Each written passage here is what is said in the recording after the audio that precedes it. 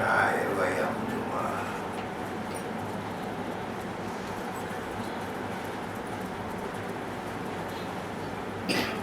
श्रीमद् भागवत का एक प्रसिद्ध वृत्तांत है। एक बार पूर्व काल की बात है, भगवान विष्णु का दर्शन करने के लिए योगी ऋषि पहुंचे। योगी थे, साधन सिद्ध थे, तपस्वी थे, योग बल था, तपोधन था, संसार को असाधक दृष्टि से देखते थे, 5-5 बरस के बच्चों के रूप में रहते थे। भगवान के धाम पर गए, भगवान के दर्शन करने गए। 2 द्वारपाल खड़े थे, इनके नाम थे जय और विजय। द्वारपालों ने देखा कोई बच्चे हैं, सीधे अंदर प्रविष्ट होना चाहते, रोक दिया। इस समय भगवान के दर्शन नहीं होंगे। ऋषि तपोधन थे, योग बल से अभिषिक्त थे, तभी तो 5-5 बरस के बच्चे को उम्र में रहे। उनमें तो ये विश्वास था, कॉन्फिडेंस, कि भाई हम तो योग के बल से अभिषिक्त हैं, हमारे पास तपोधन है, हम तो जो चाहें सो कर दें। भगवान तो छोटी सी उम्र के बालक के रूप में बने रहते हैं, हम कौन से कम हैं, योग सिद्ध है, 5-5 बरस के बच्चों के रूप में रहती हैं। संसार को हम असाधक दृष्टि से देखते हैं और उनको सीधा अंदर जाने से जय विजय नाम के भगवान के पार्षदों ने रोक दिया, द्वारपालों ने रोक दिया। द्वारपालों में तपस्या का बल चाहे न हो, तपोधन न हो, एक बहुत बड़ा संबल उनके साथ है, हम तो भगवान के पार्षद। मैंने बताया था ना आपको, एक बुजुर्ग सज्जन मिले। मैंने कहा आपका परिचय प्राप्त कर सकता हूँ। बड़ी दबदबे के स्वर में बोले, रूप दाप के स्वर में, अरे ये सर्वोच्च न्यायालय का पता है, सुप्रीम कोर्ट ऑफ इंडिया? जी हाँ, सारे देश को पता है। बोले वहाँ काम करते हैं? बाद में पता लगा कि वो वहाँ चपरासी थे। उनका कहना ये था कि मैं तुम्हारी तरह छोटी मोटी कचहरी के द्वार डाल दिए, सुप्रीम कोर्ट का हूँ। तो भाई मैं किसी डिस्ट्रिक्ट कोर्ट का या सेशंस कोर्ट का या हाई कोर्ट का नहीं, सुप्रीम कोर्ट का चपरासी, मामूली में समझना। तो भगवान के पार्षद, भगवान के धाम के पार्षद, द्वारपाल, वो किससे कम है? और द्वारपालों की एक अधिकार शक्ति तो है, बड़े से बड़ों को मिलने से 2 गुने कौन कह सकता है। द्वारपालों ने देखा कि बच्चे सीधा अंदर जाना चाहते, रोक दिया। ऋषियों को रोका, उन्हें तो ये भाव था कि हम तपोनिष्ठ हैं, हम ज्ञाननिष्ठ हैं, हम योग बल से संपन्न है, हमें कौन रोक सकता है। और द्वारपालों में ये था, हम तो भगवान के पार्षद हैं। संसार के अंदर जो साधारण द्वारपाल है वो बड़ा समझते हैं, हम तो भगवान के द्वारपाल। जहाँ 2 तत्व मिल जाए, 2 वर्ग मिल जाए, दोनों अधिकार प्रमत्त हो, तो फिर झगड़ा, शापाशापी, लड़ाई हो। अधिकार प्रमत्त हमारे पास, हमारे हाथ में सत्ता है, हम जो चाहे सो कर सकते हैं। कोई योग के बल से करे, कोई तपोधन से करे, कोई भगवान के धाम का द्वारपाल इसलिए करे। लेकिन ये भावना तो बनी रही कि हम कुछ हैं, औरों से बड़ी हैं, जिसको चाहे जो चाहे सो क्या कर सकते। ऋषियों को बुरा लगा। 5-5 वर्ष के हमें बालक देखकर ये नहीं समझते कि हम योग बल के धनी हैं।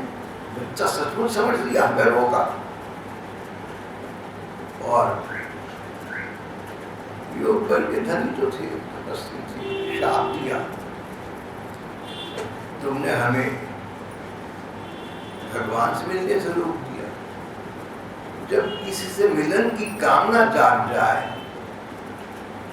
जब हृदय में ये प्यास जागे कि हम अमुक से मिलना चाहते हैं, प्रेम का नाता है, तो जो बाधा डाले वो व्यक्ति बड़ा ही निर्दय है, बड़ा कठोर है। निर्दयता और कठोरता तो राक्षसों का काम है। जाओ तुम राक्षस हो जाओ, 3 बार राक्षस बनोगे, फिर भगवान के हाथों शुद्ध होकर वापिस आओगे।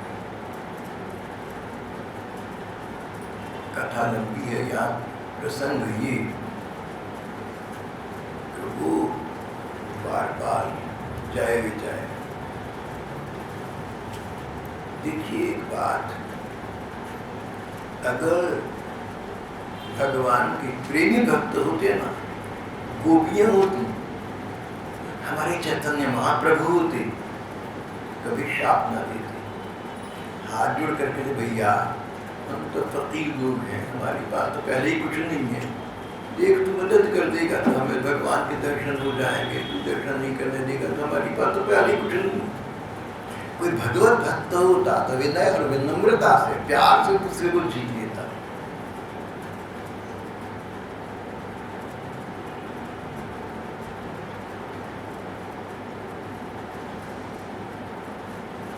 लेकिन इनको तो योग बल का, तपोधन का अभिमान था। जहाँ प्रेम है वहाँ किसी प्रकार का दर्प काम नहीं करता, किसी प्रकार का अभिमान काम नहीं करता। Love and fault finding can not go together. ये भगवत प्रेम की महिमा है। जो भगवत प्रेमी है, हो सकता है कोई स्थिति उन्हें अच्छी न लगे, वहां भी विवेक, संयम और विनम्रता से काम लेती है। 500 वर्ष पुरानी बात है। भक्तिवती मीरा जी वृंदावन गई, एक संत के दर्शन करने गए, पता लगा उठे के संत। शिष्य ने कहा कि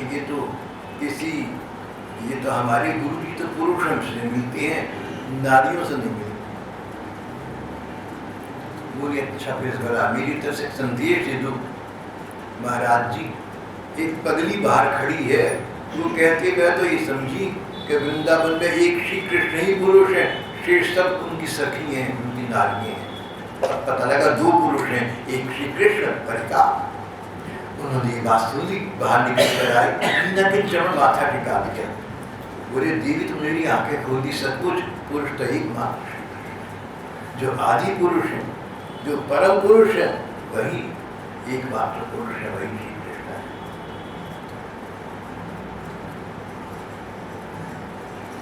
भगवत जनों का, भगवत प्रेमियों का मार्ग विनम्रता का है, विनय का है, लाड़ प्यार का है, क्रोध का नहीं है, शापा शापी का नहीं है। प्रेमी जनों का एक लक्षण है, उनको ऐसा लगता है कि हम प्रेमी हैं नहीं, हम अयोग्य हैं। एक दिन चैतन्य देव से उनके सामने गोपियों के प्रेम की चर्चा हो रही थी। कनक कांति कलेवर प्रभु रामदेव साश्रु नयन बैठ गए, नयनों में जल भर आया। प्रभु क्या हुआ? बोले गोपिकाओं की प्रेम चर्चा सुन रहा हूं। भैया क्या कभी श्री कृष्ण प्रेम का, गोपियों जैसे प्रेम का कोई अंश की छाया भी कभी मुझे भी प्राप्त होगी? मैं तो प्यासा रह गया। श्री कृष्ण के चरण की जो शरण देता है, उसको श्री कृष्ण अपना प्रेम पात्र बना देती हैं। पता नहीं क्या हुआ, मैंने शरण ली नहीं, मैं सच्चा नहीं निकला, मुझे तो श्री कृष्ण का प्रेम प्राप्त नहीं हुआ। जिनका नाम प्रेमावतार, श्री कृष्ण प्रेम के अवतार हैं, जिनको लोग कहते हैं राधा जी का अवतार है, वो चैतन्य देव ऐसा सोचते हैं कि मैं कृष्ण प्रेम का अधिकारी हूँ। तो पूछते हैं अपने साथियों से, क्या कभी ऐसा सुदिन आएगा? क्या कभी ऐसा सुयोग होगा? क्या कभी ऐसा क्षण मेरे जीवन में भी आएगा तो गोपियों के प्रेम का कोई कर्णांश, कोई छाया मुझे भी प्राप्त हो जाए, ऐसा कहकर रो पड़ी जाए।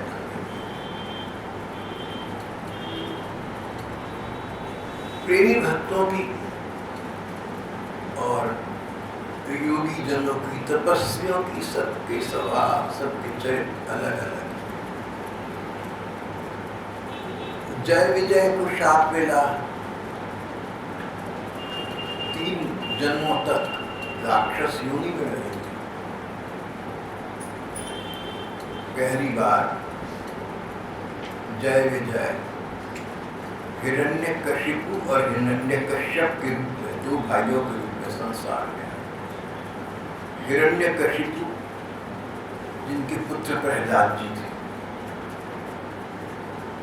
हिरण्यकश्यप जिसने पृथ्वी को, जमीन को, जिसने पृथ्वी को महासागर में डूबो कर रखा हुआ था। भगवान ने शुकर अवतार लेकर, वाराह अवतार लेकर पृथ्वी का उद्धार किया और उसका इंतकाल। फिर जय विजय का दैत्य कुल में दूसरा जन्म हुआ रावण कुंभकर्ण बनी। राम जी के द्वारा उद्धार हुआ, सो कथा सभी जानते। फिर इनका तीसरा जन्म हुआ शिशुपाल और दंतवक्त्र के रूप में। महाभारत पर भगवान कृष्ण के द्वारा इनका उद्धार हुआ। उसके बाद ये अपने मौलिक रूप में, जय विजय के रूप में भगवान के धाम में पुनर्स्थापित हुए। अब ऋषि सोचें कि हमारे तपोधन में कितना बल है, तो ये बात कुछ जचती नहीं है। बल तो उसे कहते हैं जो दूसरे की सहायता में काम आए, जो दूसरे को गिराने के काम आए, वो बल किस काम का न होता तो शांति। भले ही उन ऋषियों का तर्क ये था कि हम भगवान के दर्शन करने की प्यासे थी, पृथ्वी लोक से भागे चली आ रही थी और इन्होंने हमें रोक दिया। प्यासे से पूछो कि पानी की चाह कितनी तीव्र हुआ है, हमें तो खुद आना है, ऐसा होगा। पर धर्म ग्रंथ ये भी बतलाते हैं कि क्रोध और शापाशापी से कोई काम होता नहीं।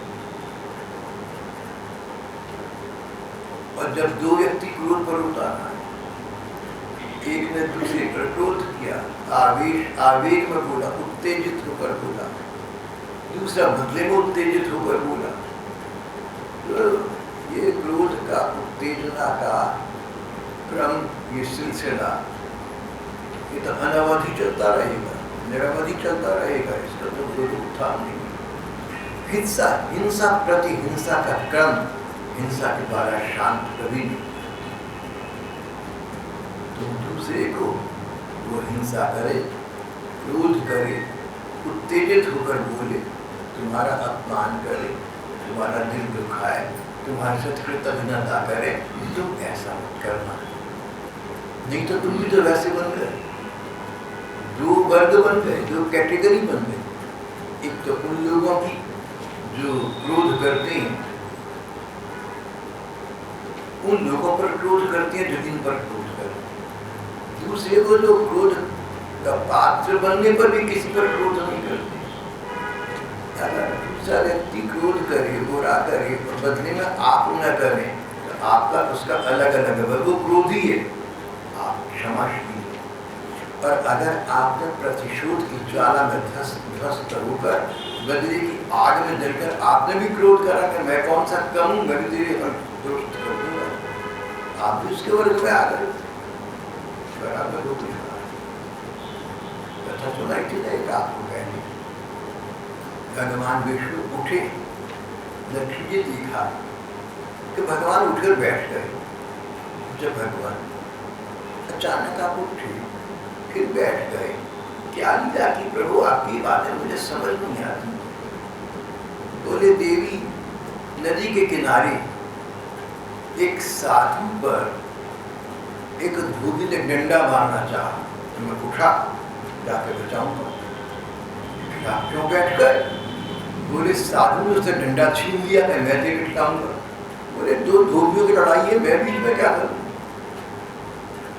आप क्षमा करेंगे तो भगवान आपके पक्ष में,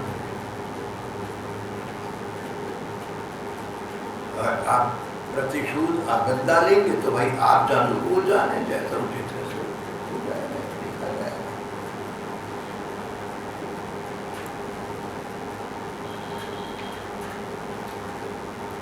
तो जय विजय पहली बार हिरण्यकशिपु और हिरण्यकश्यप नाम के दो भाई बने, दोनों का बहुत प्रेम दैत्य थे। कथा कहती है, श्रीमद् भागवत बताती कि ये आदि दैत्य थे, सबसे पहले राक्षस थे।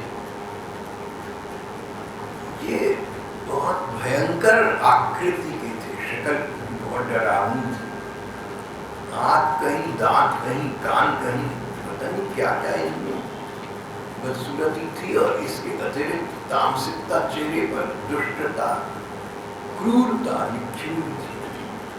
और आकार में इतने विशाल भयंकर कि इनके मुकुट आकाश का स्पर्श करते हो, ऐसे नहीं, ऐसा लगता तो स्वर्ग का स्पर्श करता है। श्रीमद् भागवत कथा में यहाँ लिखा हुआ है, इतने भयंकर विशाल थे। यूँ तो उन दिनों सभी के कद ऊंचे हुआ करते थे, पर इनके इतने ऊंचे कि गगन छू भी नहीं थे कि आकाश को छू रहे हो, स्वर्ग को मानो छू रहे हो। ब्रह्मांड का टाका भीषण करके कहीं बाहर जा रहे।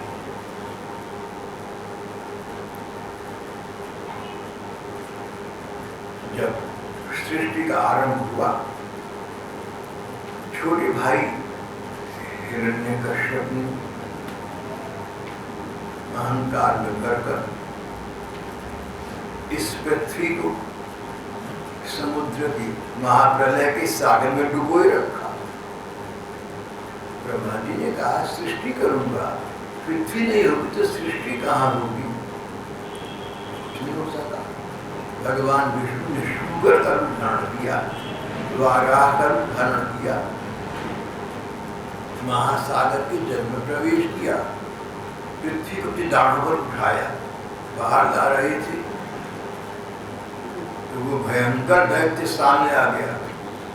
बड़े दुष्शब्द बोलकर, अपमानजनक शब्द बोलकर पृथ्वी को छीनने लगा। भगवान के हाथों उसका उद्धार हुआ, पृथ्वी का भी उद्धार हुआ, भगवान पृथ्वी को बाहर दिया। जब हिरण्यकशिपु को पता लगा कि मेरे भाई का वध हो गया और करने वाला ये विष्णु है, तो हिरण्यकशिपु को बहुत बुरा लगा। हिरण्यकशिपु प्रहलाद जी के पिता थे। हिरण्यकशिपु बड़ा क्रोध आया, कहने लगा मेरे प्यारे भाई को जिसने मार दिया, जब तक मैं उसको नहीं मारूंगा चैन की सांस नहीं लूंगा। रात्रि प्रिय,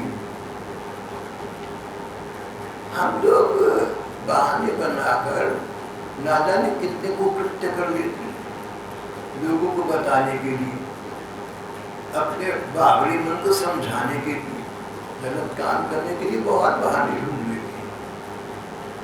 हिरण्यकशिपु ने कहा कि मेरे प्यारे भाई को जिसने मार दिया मैं उसको जीवित कैसे रहने दूं?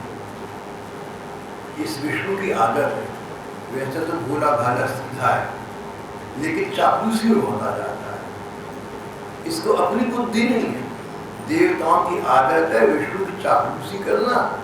विष्णु उनके वश में हो जाता है और हम दैत्य का वध करता फिरता है।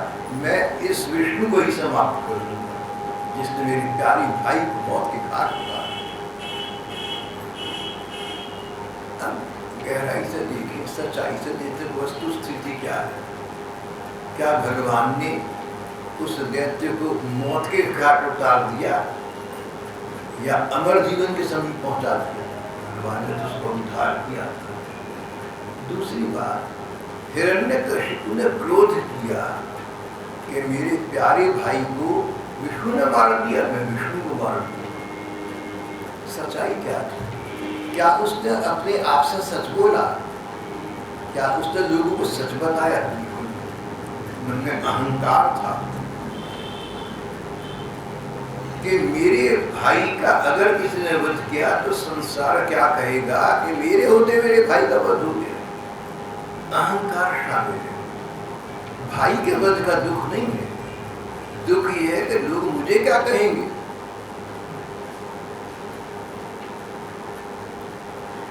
एक रईस मिले, मुझे बहुत बड़े कॉलेज में लड़के को भर्ती करा दिया, पूरी फीस माफ करवाई। मैं कैसे जी सच कहूँ आपसे, मैं समझा नहीं कि आपने पूरी फीस माफ कराई, लेकिन माफ करवाने के तो बच्चे बहुत हो गए, आप दे देते फीस। आप बोले भाई साहब आप क्या कह रहे हैं, संसार क्या कहेगा, मेरा इतना रोग भी नहीं है अपने शहर में, एक टेलीफोन कर दो मेरे बच्चे की फीस माफ हो। बोले इससे तो ये पता लगेगा कि मेरा जानकारी नहीं है, मेरा सुख नहीं है समाज में। जब ये स्तर बन गए समाज के तो ऐसा समाज ऐसी दुर्दशा वही होगी जो हो रही जो आप देख रहे हैं। हिरण्यकशिपु के मन में ये था कि लोग क्या कहेंगे कि इस महाबली के भाई को मार दिया तो ये महाबली है ही नहीं, मेरे बल पर आंच आती। उसके अहंकार को, उसके अहम को ठेस पहुंची। भाई का प्रेम नहीं था, अहंकार से प्रेम था, अभिमान से प्रेम था, मिथ्याभिमान से प्रेम था।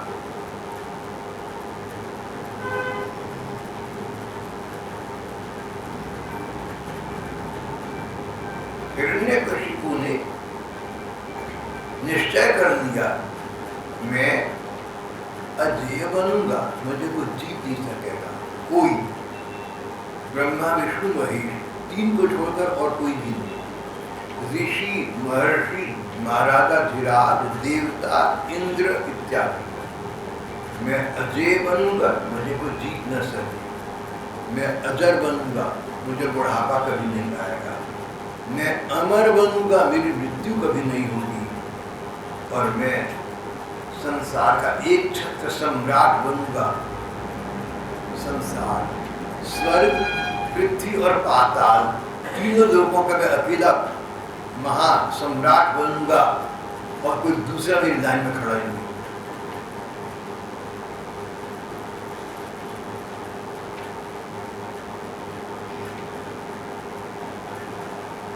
पहाड़ों में चला गया, एक घाटी में जाकर घोर तपस्या कर और घोर तपस्या करी तो ब्रह्मा जी देखने आए कि क्या बात है, क्या हाल है। बोले भैया हम तुझसे प्रसन्न है, तूने बहुत तपस्या कर ली, बता क्या चाहता है।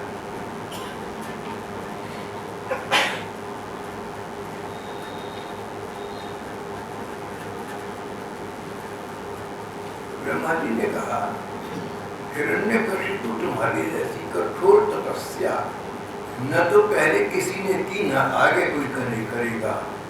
तुमने बड़ी घोर तपस्या की है, अपनी तपस्या की निष्ठा से मुझे अपने वश में कर दिया है। मांगो क्या मांगो। शास्त्र ये सुझा रही हैं कि कैसी सज्जन पुरुष को दुष्ट लोग अपनी दुर्भिसंधि से, अपने षड्यंत्र से जीत दिया करते हैं। असाधु के लिए साधु का दिल जीतना बड़ा आसान है, क्योंकि साधु को ये विचार नहीं आता कि ये आदमी बदनीयत से बात कर रहा है, उसको ठीक कह रहा है, अच्छा बड़ा कठिन।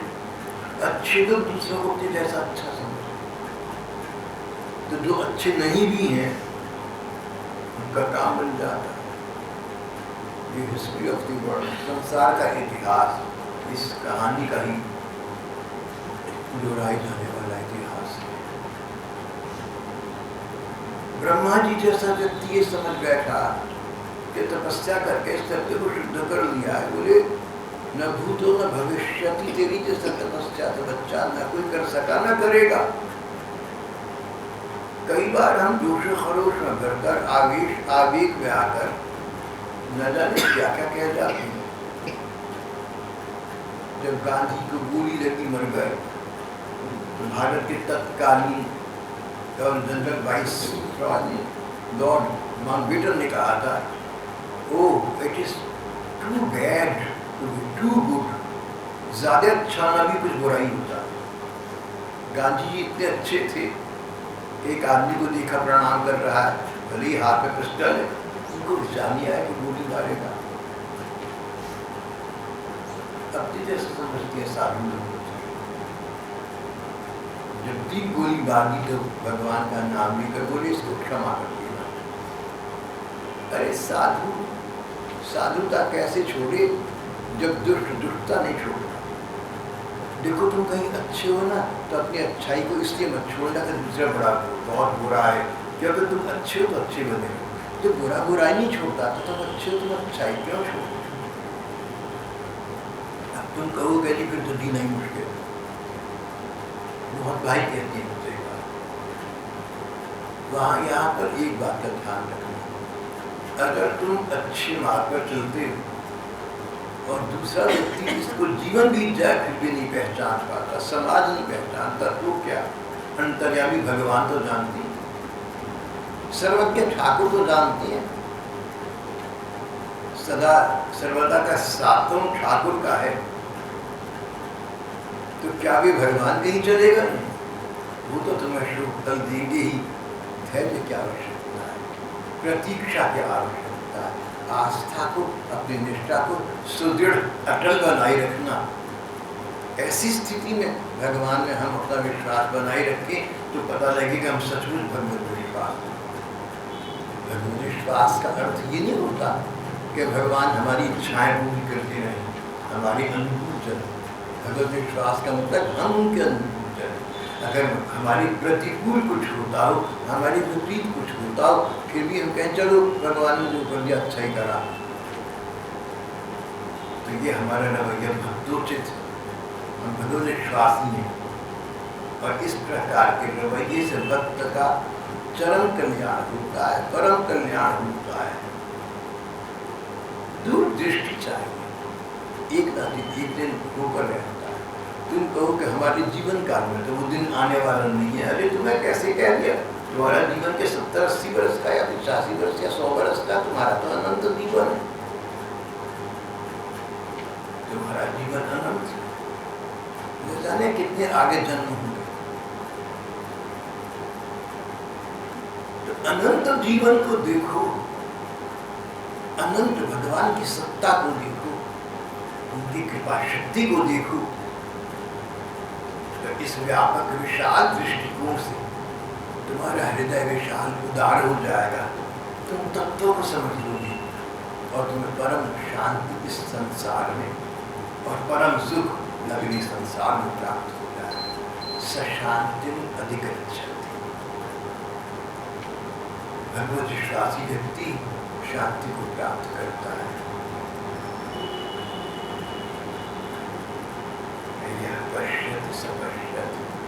जो विपरीत दशा में, प्रतिकूल दशा में भगवान का वरद हस्त, कृपा हस्त देके वही ठीक देख रहा है। यह कर्षति सपश्यति,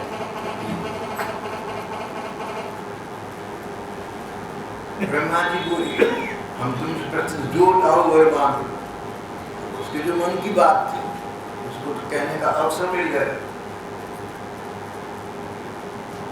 उसने कहा भगवान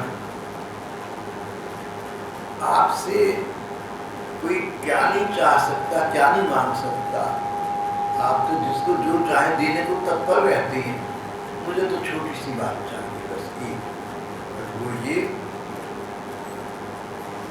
आपके बनाए हुए किसी प्राणी से, चाहे वह मनुष्य हो, पशु हो, प्राणी हो, अप्राणी हो, देवता हो, राक्षस हो, नाग हो, किन्नर हो, किसी जाति में आपके बनाए गए किसी जीव के द्वारा मेरी हत्या न हो। देवता, मनुष्य, पशु, पक्षी, उपदेवता, किसी के द्वारा मेरी हत्या न हो सके। दूसरी बात, मेरी हत्या हो तो न तो कहीं किसी स्थान के अंदर हो, न उसके बाहर हो, न दिन न हो, न रात न हो।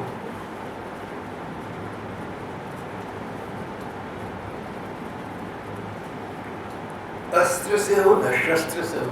शस्त्र जैसे तलवार या बंदूक या एटम बम, और अस्त्र देवताओं के बनाए गए तपोबल से प्राप्त किए गए आयुध।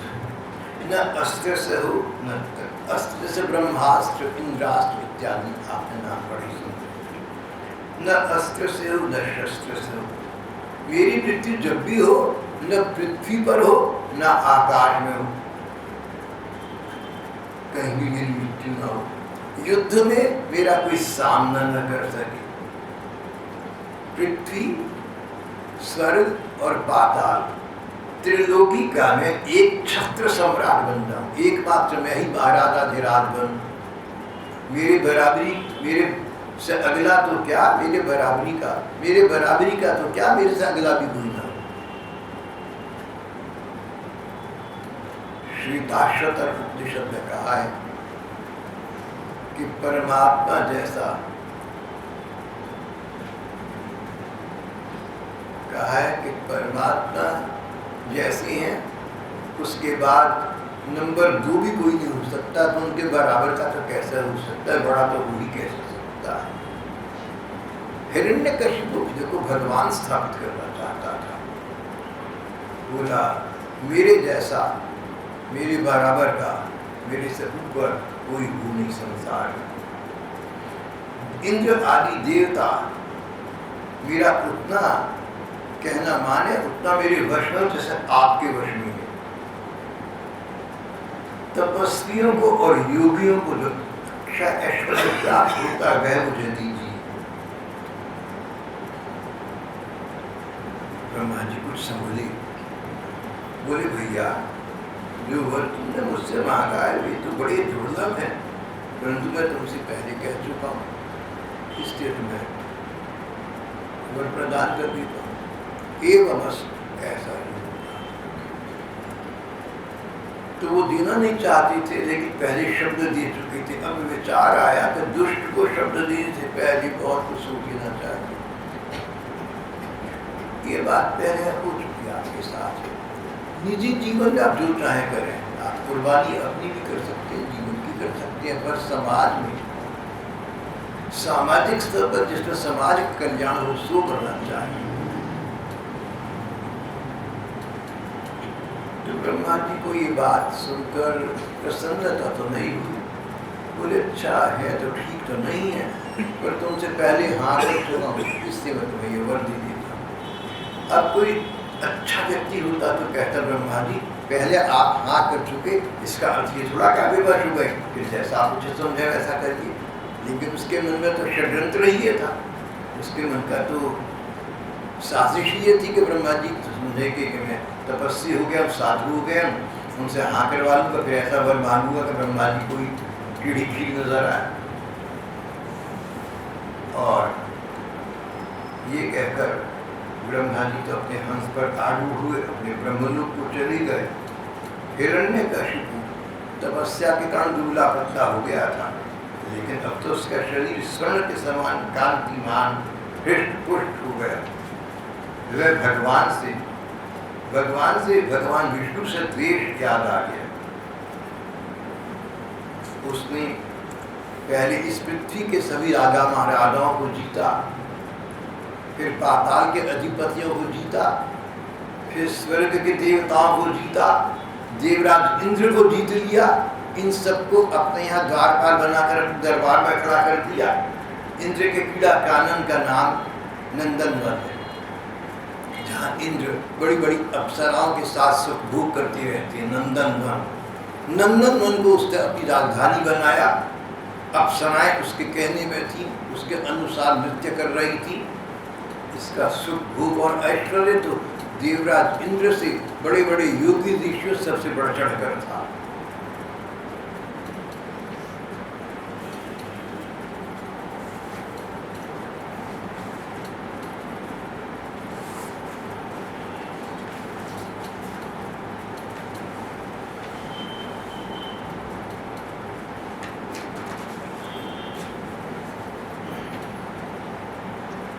नंदन वन आदि दिव्य बात हुई, जब सौंदर्य से युक्त स्वामी बनकर वहाँ अब ये रहने लगा। इस भवन में तीनों लोगों का सौंदर्य मूर्तिमान होकर निवास करता था, सब प्रकार की संपत्तियों से संपन्न था। सर्वांग सुंदरी अप्सराएं उसके सामने नृत्य कर रही थी, रुनझुन ध्वनि से मुकुर रुनझुन कर रही थी।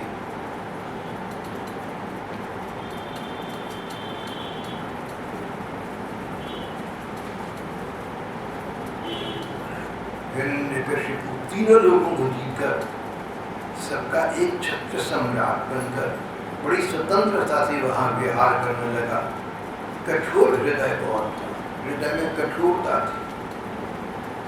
परिणाम ये कि देवता और राक्षस सभी डर के मारे उसके चरणों की वंदना करने लगे। उत्कट गंध वाली मदिरा पीकर मतवाला रहा करता, बहुत बूढ़ी शराब पीकर मतवाला बना रहता। तपस्या, योग, शारीरिक और मानसिक बल का भंडार बन गया था। ब्रह्मा, विष्णु और शिवजी के सेवा सभी देवता अपने हाथों में भेंट ले लेकर उसकी सेवा में हाथ जोड़े खड़े रहते। अपने पुरुषार्थ से इंद्रासन पर बैठ गया। बड़े बड़े गंधर्व उसके गुणगान करने लगे। सिद्ध, चारण, विद्याधर अप्सराएं उसकी स्तुति करते। कहते नारद जी जैसे उसके सामने, नारद जी वीणा बजाते हैं बहुत सुंदर, उसके सामने वीणा बजाते हैं।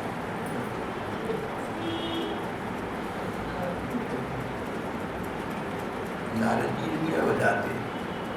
वैसे गहराई से देखो ना इसका कारण है, नारद जी सर्वज्ञ हैं। नारद जी को भगवान के मन का अवतार कहा गया। जो व्यक्ति जितने अधिक पाप करता है उतनी जल्दी उसका नाश हो जाता है। नारद जी उसका जल्दी नाश हो, जल्दी उद्धार हो भगवान के हाथों, इसलिए उसके सामने खड़े होकर हाथ जोड़कर गुणगान करने लगे। अगर नारद जी आते अपने तपों से समाप्त चाहते।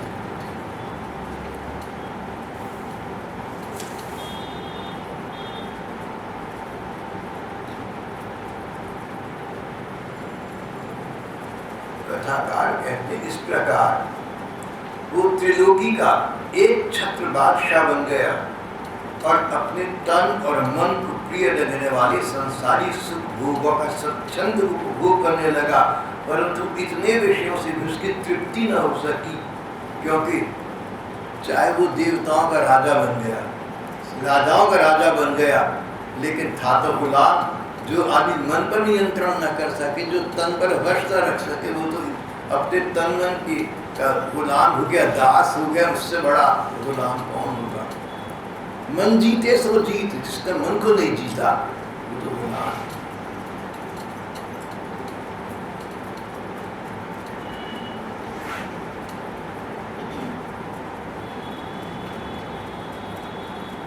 डरे डरे कुछ देवता चुपचाप छिपकर भगवान विष्णु के पास पहुंचे। बोले प्रभु, यहाँ तो ये स्थिति हो रही, सारी बात रोना रोया। भगवान ने कहा देवताओं डरो मत, इस नीच दैत्य की दुष्टता का मुझे पहले से पता, मैं इसको मिटा दूंगा। तस्य शांतिं करिष्यामि कालं तावत् प्रतीक्षत, कालं तावत् प्रतीक्षत। समय आ रहा है, धैर्य के साथ उसकी प्रतीक्षा करो। अधीर मत बनो, धैर्य मत खो, निराश मत हो, हताश मत हो। अपने मन को अवसाद का अभ्यास मत बनाओ, डिप्रेशन मत पड़ो, निराशा मत से, दुखी दिल मत रखो। अरे भगवान पर भरोसा है, भगवान का वरद हस्त तुम्हें प्राप्त है। तुम्हारा सद्व्यवहार, सच्चरित्रता, तुम्हारे अच्छे संस्कार तुम्हारे साथ हैं, अंततः तुम्हारा कल्याण होगा ही होगा। तस्य शांतिं करिष्यामि कालं तावत् प्रतीक्षत। जब तक मैं इसका उद्धार नहीं कर देता तब तक धैर्य रखकर तुम लोग समय की प्रतीक्षा करो। कालं तावत् प्रतीक्षत। देखो देवताओं, जब कोई व्यक्ति साधुओं से, धर्म से और मुझ भगवान से द्वेष करता है, तो वो तो अपने पाप के द्वारा स्वयं ही अपना आत्मनाश कर लेता है। पाप व्यक्ति का नाश अपने आप कर देता है, उसको बहाने की क्या आवश्यकता है। जो व्यक्ति साधु संतों का, सज्जनों का अपमान करता है, जो भगवान को नहीं मानता, जो धर्म के सच्चे अर्थ को नहीं जानता, धर्म का अपमान करता है, ऐसा व्यक्ति तो अपने पाँव में खुद कुल्हाड़ी मारता है, आत्मनाश के स्वयं आगे बढ़ जाता है, वो तो स्वयं नष्ट हो जाएगा।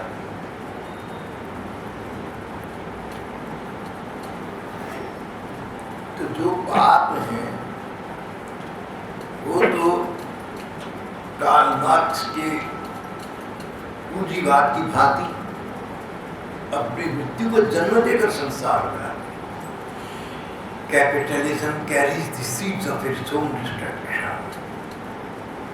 इससे पाप जब जन्म लेता है मानव मन में, तो अपने नाश को साथ लेकर आता है, अपना नाश स्वयं कर लेता है। विनाश काले विपरीत बुद्धि, उसके लिए इंतहा होनी चाहिए, कोई ऐसी सीमा जिसका उल्लंघन करने पर सारी बात समाप्त हो जाएगी। जब ये हिरण्यकशिपु अपने पुत्र प्रहलाद से द्रोह करेगा, प्रहलाद इससे वैर नहीं करते, शांत भाग महात्मा है, ऐसे पुत्र प्रहलाद से जब ये दोष करेगा तो इसके पापों की इंतहा हो जाएगी, पापों की सीमा हो जाएगी, इसके पाप इसे स्वयं समाप्त कर देंगे। तुम लोग चिंता मत करो, वो समय शीघ्र आ रहा है, तुम्हें अपना राज्य साम्राज्य वापस मिल जाएगा, संसार में शांति बहाल हो जाएगी। लेकिन समय की प्रतीक्षा तो करो, धैर्य तो बनाए रखो, अपने को निराश मत करो। भगवान का ये संदेश सुनकर देवताओं का मन शांत हो गया। भगवत इच्छा के अनुसार, भगवत आज्ञा के अनुसार कालम तावत प्रतीक्षत, उस समय की प्रतीक्षा देवताओं ने अपने मन को समझा लिया और उस समय की प्रतीक्षा करने लगे जब भक्त प्रहलाद को बचाने के लिए भगवान स्वयं आएंगे निसिंह रूप में, और न दिन होगा न रात, न बाहर होगा न अंदर, न ब्रह्मा जी बनेगी, सृष्टि का कोई जीव होगा, ऐसे निसिंह भगवान इसका उद्धार कर देंगे। देवता उस समय की प्रतीक्षा में अपना समय यापन करेंगे। देवता लोग तो फिर भी सुख भोग के इच्छुक रहते हैं। जो लोग भगवान का प्रेम चाहते हैं, मीरा जी और चैतन्य महाप्रभु जैसे लोग, उनको भी समय की प्रतीक्षा करनी चाहिए। कभी ना कभी तो उस समय आएगा जब कृपालु कृष्ण कृपा कर देंगे। तब ऐसा समय आएगा जब भगवान मेरे नयनों के सामने, मेरी आंखों के सामने साक्षात प्रकट होकर मुझे अंगीकार करेंगे। उस समय की प्रतीक्षा में अपना समय यापन करो, वो समय शीघ्र आएगा। इसी का नाम मानव जीवन की सार्थकता है। तदेव सार्थकता, तदेव सार्थकता। श्री